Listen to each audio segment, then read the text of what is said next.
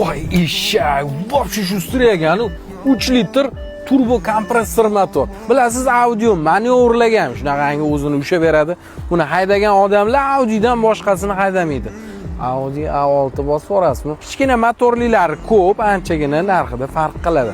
Jubileyga chiqarilgan normal komplektatsiyasida 50 TFSI Quattro. Mana shu TFSI nima degani? Bilsangiz yozib qoldiring. Kraskasi top tozasi. O'zi ina bargan tushunadigan odamlar yaxshi biladi. Qora, oqdan ko'ra qimmat yuradi bunaqa ranglar. Saloni ham ko'ryapsizmi? Ko'jalari, holati rostdan vashe zo'r bo'lib turibdi-da.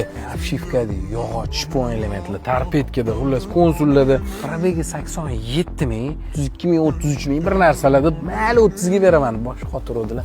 Amallab qalblariga qo'l solib 25900 ga ko'ndiroldik.